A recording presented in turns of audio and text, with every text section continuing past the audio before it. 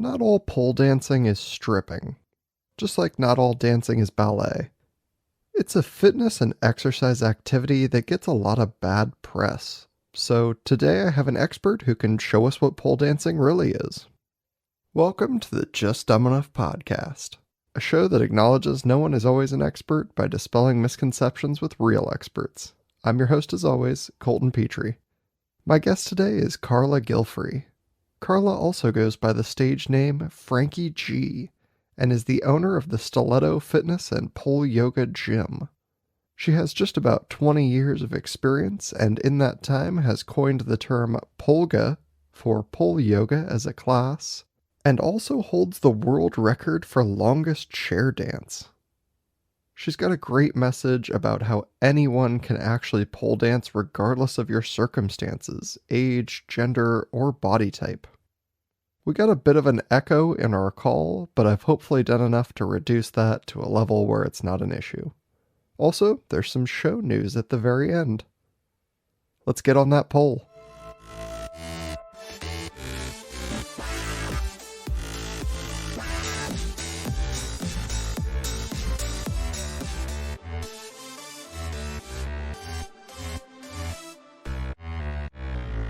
Welcome to the show, Carla Gilfry, aka Frankie G. Thank you, Colton. Yeah, I'm so excited to have you on the show. Why don't you give an introduction of yourself to the audience? Sure. So my name is Carla, aka Frankie G, and the Frankie G is my alter ego name, I guess you would call it. I teach unique fitness classes and own the Stilleto gym and Polga Pole Yoga Fitness. So I'm all about having fun in classes, and having an alter ego name is just part of it. So that's the alter ego name that I have coined for myself. And all my students have theirs. It may change daily, it may change weekly, but and some of them have just stuck with the same alter ego. So that's where Frankie G comes from. Nice. And is that just like getting into a mindset? It is. It's just, I think working out and I think, stepping outside of your comfort zone is so important. And sometimes just even, stepping into a different persona for a moment, even if it's just saying, hey, my nickname is, or my alter ego name is this, it kind of gives you that permission to let go of whatever's happening in your life at that time and just embrace something new. I'm also a psychologist by trade. So, that whole mind body thing really intrigues me. And that's just one way that I tap into that mind body is by using an alter ego name. All right. So, what got you into this? Like you said, you're a psychologist by trade. Like, what made this switch into this fitness realm that we're talking about? It's like psychologist, pole dancing. I call myself the pole dancing therapist. But yeah, it's so I've worked or had worked in the psychology industry in a hospital setting actually for many years. And, there's a shelf life on that. And I've always been in fitness. I've always loved fitness. I've been part of, fitness. I've taught fitness classes. And so, I wanted to embrace that. And I was working at the hospital. I was teaching fitness classes on the side, and somebody said, why don't we go take a pole dancing class? Mind you, this was back in 2005, 2006. So that it was not what it is today.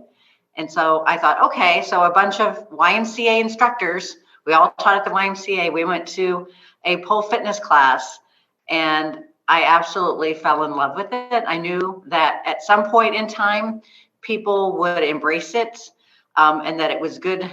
I felt it was going to be good for people, especially women, to do as a fitness routine. I just felt it in my body, in my mind, in my soul. And so from that one class, I decided I'm going to learn this and I'm going to incorporate it into what I do. And it certainly seems very physically active. Like you have to be pretty fit, it seems, to do this. Yes. And the good thing about pole fitness in general is it's great for all Anyone can do it. It doesn't matter your age, your shape, your size, your gender. It does not matter. Anyone can do it and feel successful. And yeah, that's what I love about it. There's 70-plus-year-old women doing pole fitness. There are kids doing pole fitness. There are men doing pole fitness. From when I started back in 2006, it has really grown and changed. The industry has, and it's become more acceptable, I guess, in the traditional fitness world. In fact, next week, I'm going back on tour with a national fitness convention where I take poles and I present on how, people can put poles in their existing gyms, in their homes. Just like a Peloton in a home, you can have a pole. Just like a cycle room in a gym, you can have a pole room. So my mission is to educate people on really what pole fitness is and what it's not, and encourage everyone to try it. Yeah. And I mean, it's definitely gaining ground in the public eye because I've heard a couple times over the last few years, it seems like, them mention, like, oh, we could add pole dancing as an Olympic sport because it is Yeah. that level of like physical requirement for some of this. Yes, I truly believe it will be a pole dancing sport. It will be. So, is there like, what's the requirement for these poles? Can you just get one for your house pretty easily? Yeah, you can buy them on Amazon. Yeah, so home poles are really quite easy, and there's tons of them on Amazon. In fact, on both of my websites, the Stilleto Gym and Polga, I have like, want a pole? You need a pole? Here's how you can get one. So home poles are very easy. You can go right on Amazon, or there are a few pole companies that sell poles directly as well. They're easy to install. You've seen like the social media posts where people's poles come falling down, and it's quite funny. And that could occur, I guess. But if you're putting it up correctly, it's not going to damage the ceiling. It's going to hold your body weight. You're going to be fine. But yeah, those are easy. Studio poles, like I have in my studio, those are generally attached to this floor and to the ceiling. Just because at times in my studio, we have a couple people on the poles at a time. They're constantly used by different people. So those are generally attached to the floor and to the ceiling. And then there are like what they call stage poles that you can travel around with. I have a whole trailer full of them because I'll travel around the country to different fitness conventions. And those, you can move around. There's a stage, there's a pole that comes up in between, and it's weighted in the bottom. So that's how it's stable. You can take them outside and pole. You can, I take them to fitness conventions. So generally, home poles, they're easy. Anyone can get one. And they're not very expensive. They don't take up much space. They're often a conversation piece. Definitely. I feel like that definitely start a lot of conversations.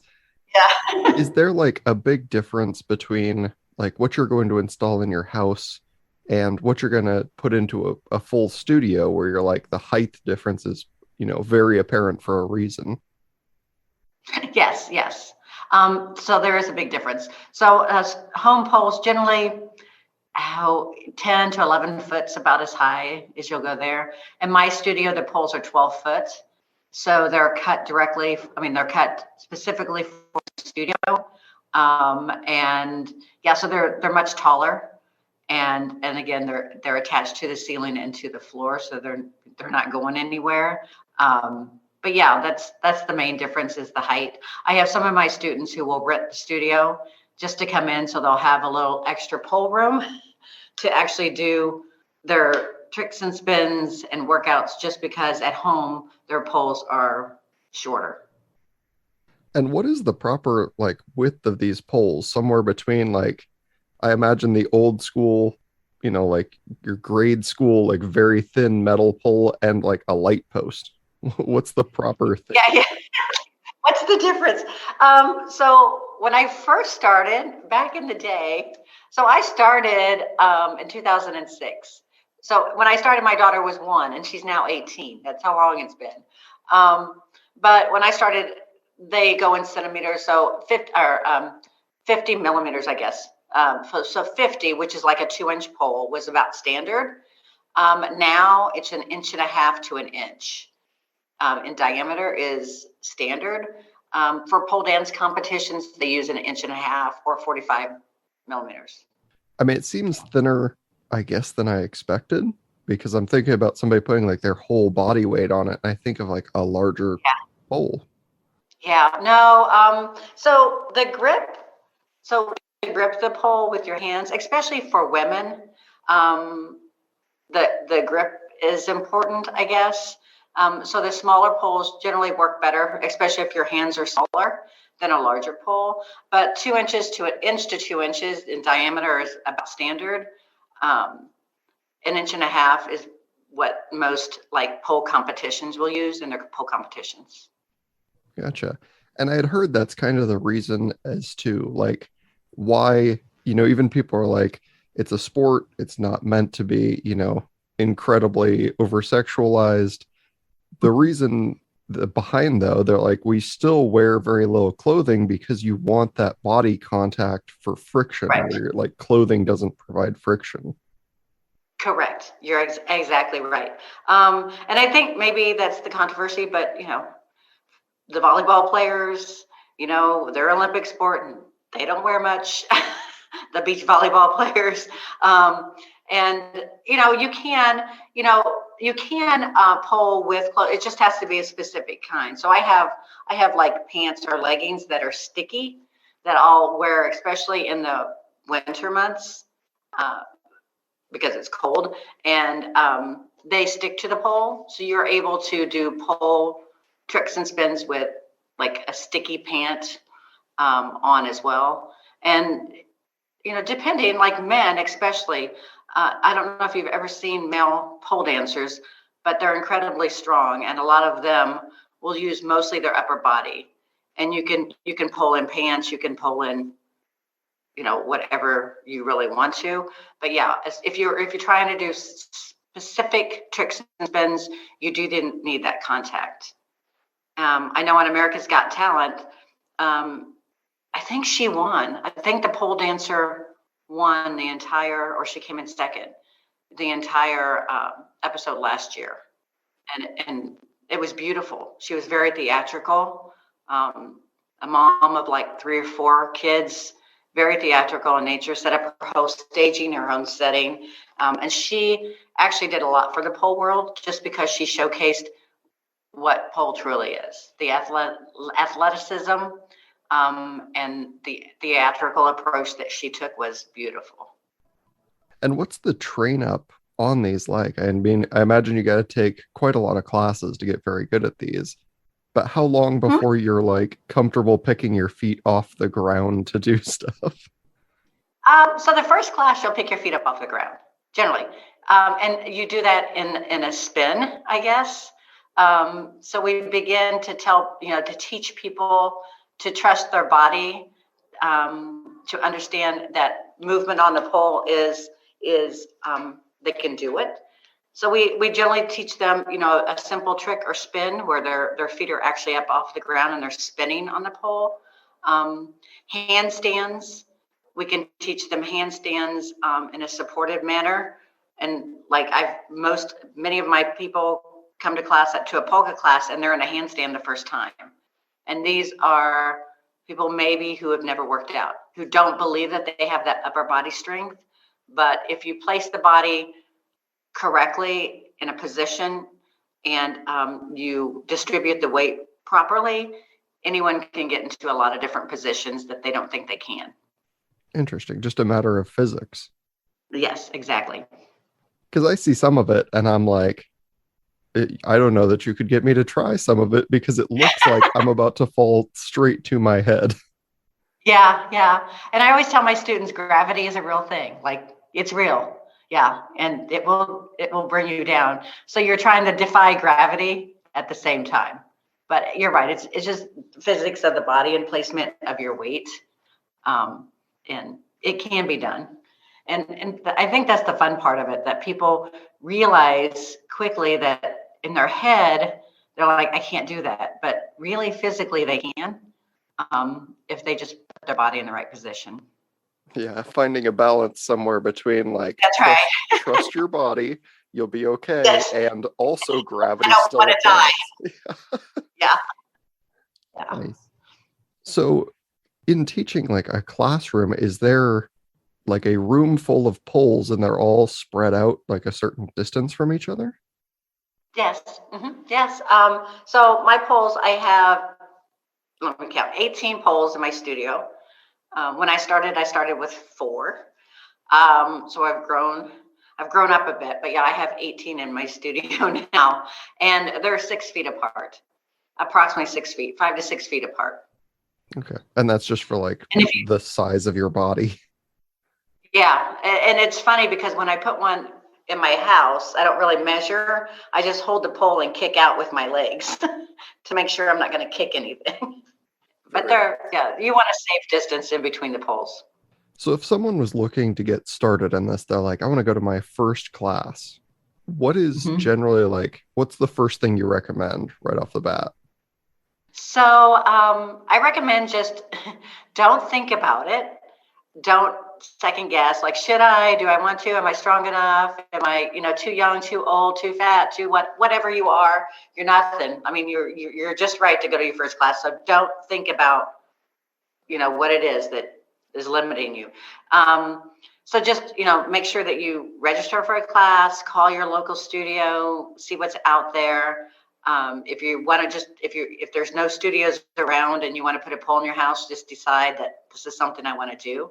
But if you're going to an in-studio class, just be prepared to have so much fun and to find muscles you did not know you had.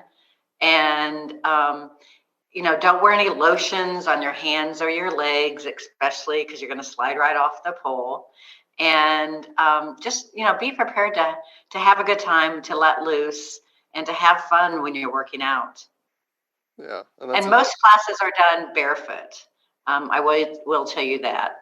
I know many of our classes are done barefoot, even though my studio is called the Stilleto Gym. You can bring in some stilettos if you want to be cute, but most of our routines are done barefoot. gotcha. And that's kind of for like the helpfulness in learning, with your body as opposed to like with a tool.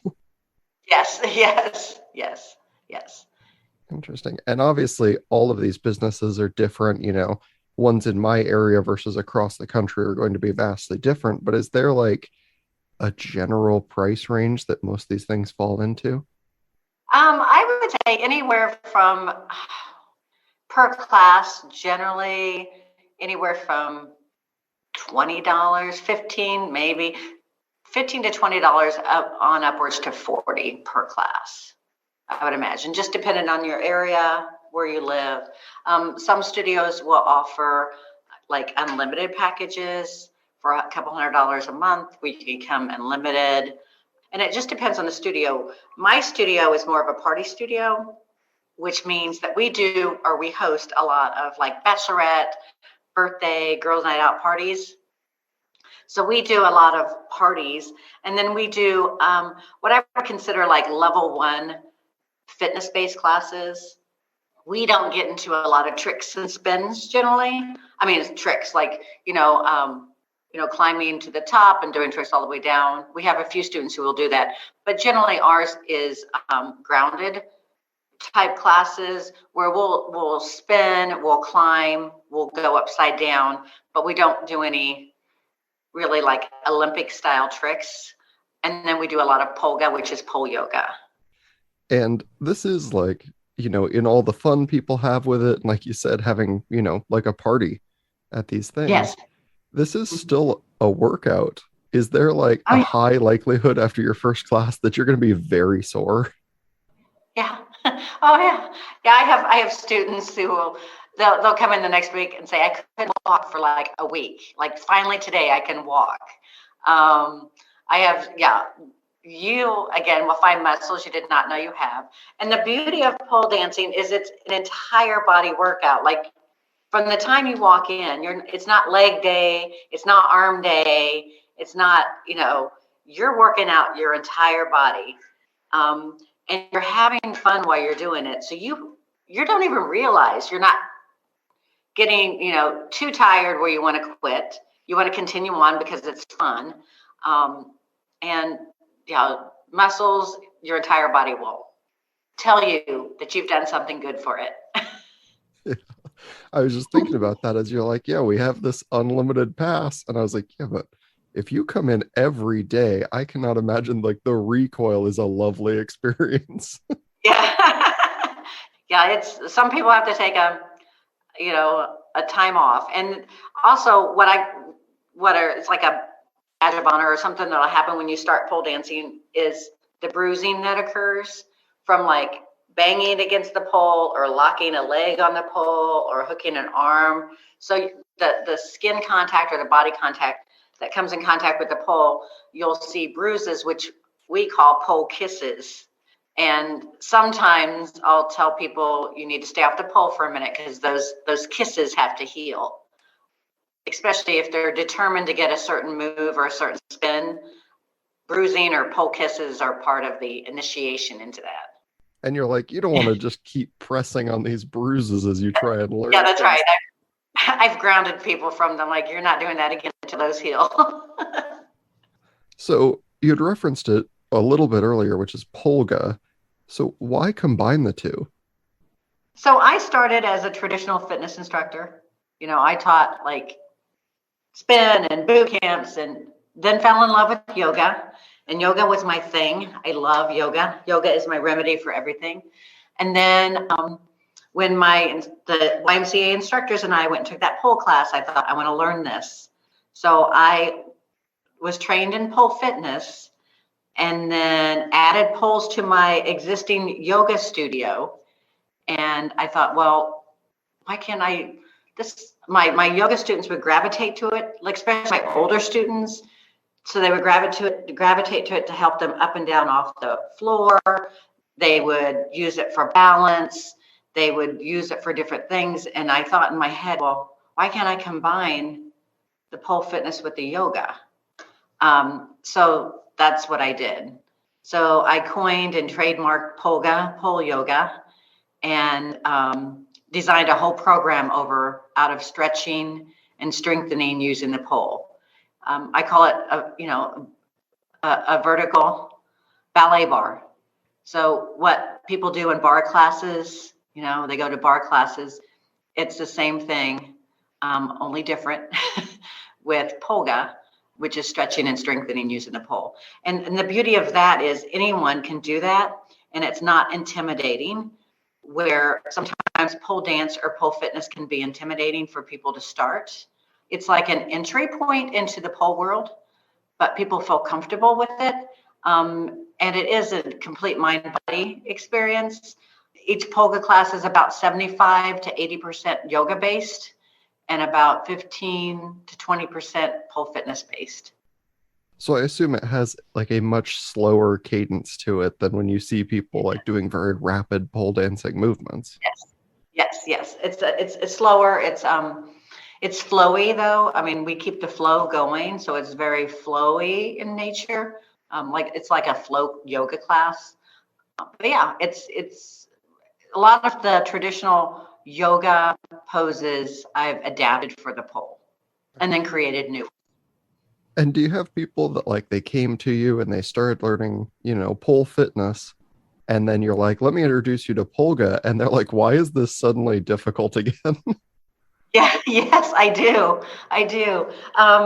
Because many people, no matter what fitness routine you're doing, whether it's pole fitness or lifting weights or running or golfing or whatever you're doing, many people neglect or they don't do stretching. And stretching is so important for our physical health. And we just kind of like, oh, okay, I'll stretch a little bit over here.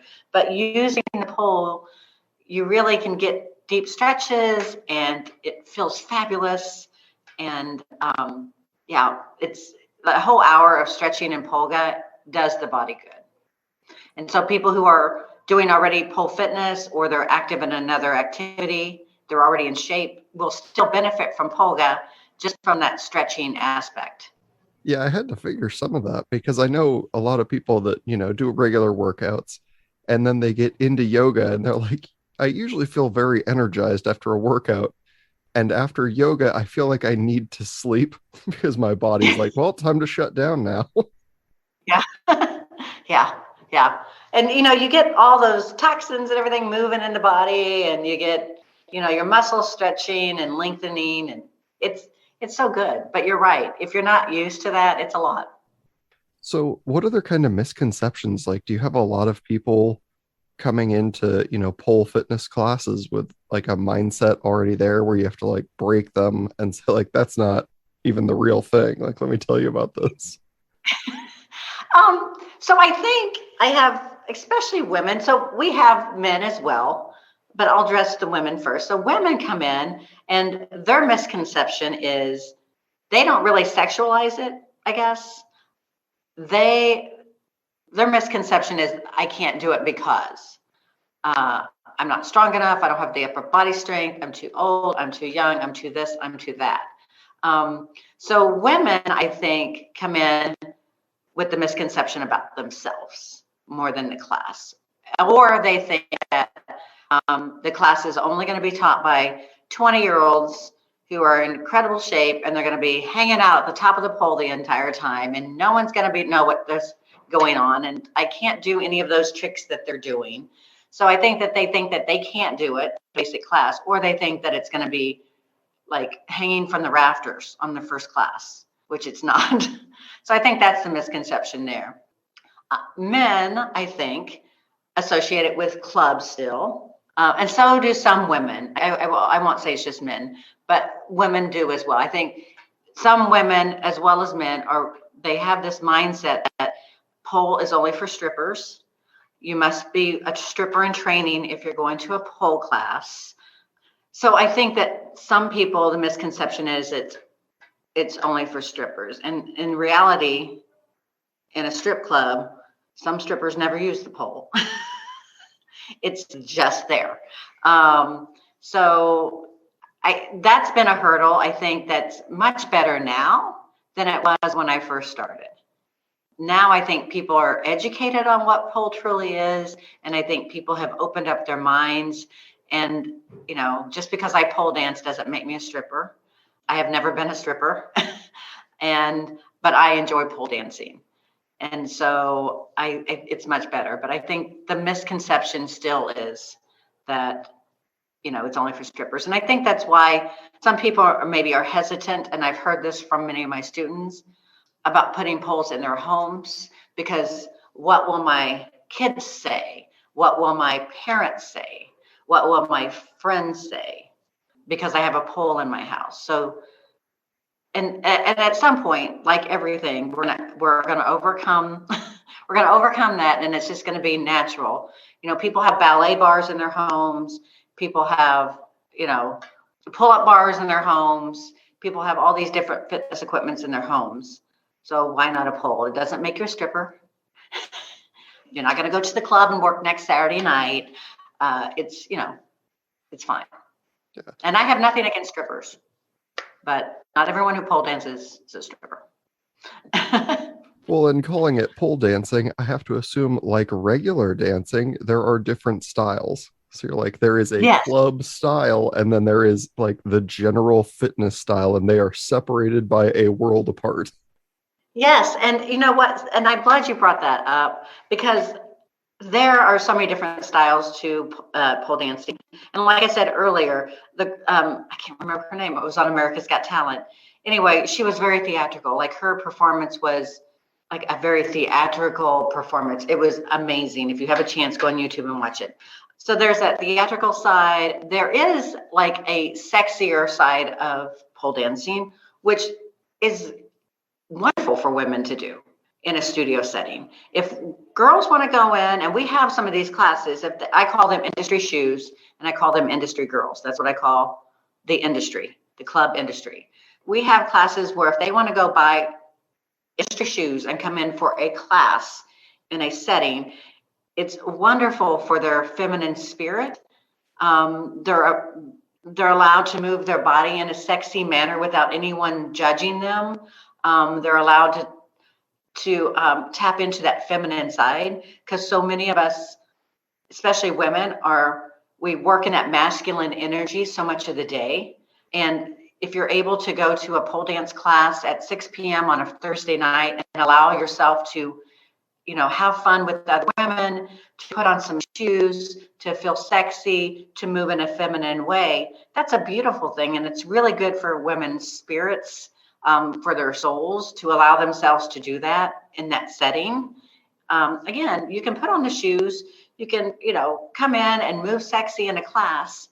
That's good for your soul. It doesn't mean that you're going to go to the club on Saturday night, but there is that aspect of pole dance that can and will always probably be part of pole dance, just because it's good for women. Sure. And there's Yeah. nothing wrong with that. And there's even the ability to like learn that skill. If you want to learn that skill without ever Exactly. utilizing it in public, like it's probably a fantastic exercise because I know, It is. most girls that work in that industry are very fit. And that has to be some Yes. of it is like it's a workout and they do it a lot. And you're exactly right. It is a workout, and like I said earlier, it's good for your working out your mind, body, and your soul, and it's good for the whole thing. And pole dancing is very meditative in nature too. I mean, you connect the mind body so much in a pole class. You don't disconnect. I know that when I'm lifting weights or when I'm doing more of a masculine workout, I almost disconnect from my body. I'm just like, okay, I'm doing this. I'm doing this. I'm lifting my arms on my head. I'm doing whatever it is I'm doing. But in a pole class or in a yoga class, in a polka class, it's like that connection. It's that whole mind body workout. Yeah, you have to be very intentional about what you're doing and not like, you know, Exactly. yeah, I Yes. imagine it just locks you into place where you're like, no, I know exactly what I'm up to, where my body is because I have to be aware of it. Yes, and you're exactly, it's that body awareness. You develop a lot of body awareness in any kind of pole activity, because you're right. You have to know where you are at all times. You have to be present and, very thoughtful in nature. Awesome. Well, this has been super cool to learn about. I'm so glad you were able to come on the show and teach us about this because it's been great. Yeah, my mission is to educate as many people as I can about pole and the joys of pole and what pole really is. Yeah, and I'd love to give you a minute to just say like this is where you can find me and the things I do if people are looking to find more from you. Perfect, perfect. So you can find me on all social media platforms, either at the Stilleto Gym, that's the Stilleto Gym, or Polga, that's Polga, Pole Yoga. So we're on the social media platforms. We actually have a YouTube series called Climb, on our YouTube channel. So if you get a moment, go over to Pole Yoga Polga on YouTube. Our series is following 6 women in their pole journey, and they're all at different levels. And it encompasses both mind, body, and spirit, in that series. So that's fun. And then our website's thestilletogym.com and polgapoleyoga.com. You can always reach out there. If you want to email me, it's Carla, Carla, at polgapoleyoga.com. Very nice. And Check oh, it and out. I want to mention too, we have Polga cards, pole yoga cards. So if anyone has a pole at home, we have pole yoga cards, like a deck of cards with all of our poses on it, so you can do them at home. And you can buy those on Amazon as well. Awesome. So yeah, if people check out the YouTube or the Instagram or wherever it is, like be sure you're liking stuff, following it. If you're buying these cards on Amazon, like leave good reviews because that helps Yes, promote creators. I'm definitely going to check yes. out the YouTube channel because I'm very interested to see some of this. However, I think it's going to be a hard sell to get me on a poll anytime soon, but And, and I have 2 male instructors who are fabulous. And then we have a lot of, like, we'll have couples nights. That's fun because the girls are bringing their other halves. Yeah. And check out, YouTube. There's like Greta is 75, an incredible shape, pole dancer. She didn't start until she was in her 50s. And then there's plenty of men now are pole dancing. So it is a sport. It will come to gyms near you. And if anyone owns a gym in your audience, let me know. Give me a call, give me a shout. We're putting together a program where I'll help you put actual poles in your gym and decide what you need for your gym in order to put poles in. And personal trainers can do it as well. So if you're a personal trainer, you can put a pole in your training studio and use the pole for stretching and strengthening of your clients.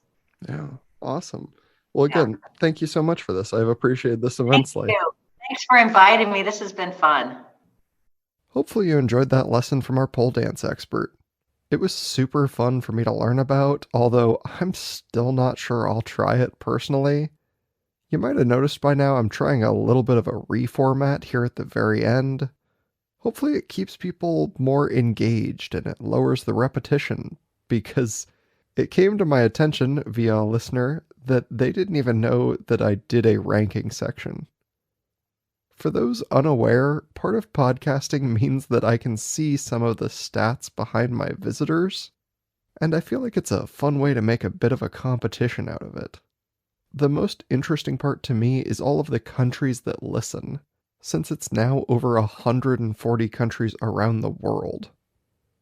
So now, on the Monday episodes, I give a leaderboard of the top 5 countries with the most listeners. This is the last week of April's ranking update. Number 1, the United States, with New Jersey, Texas, and California as top states. Number 2, the United Kingdom, just barely beating number 3, Australia, with Victoria now overtaking New South Wales in a very active competition. Number 4, Canada, with British Columbia and Ontario actually tied. And number 5, New Zealand, holding out against Germany in these last few days. Alright, do all the good stuff for the show, please. Rate, review, like, subscribe. dumbenoughpodcast@gmail.com or social media if you want to reach me. That's it for today. Have a great week, and I'll see you all back here on Thursday. Stay dumb.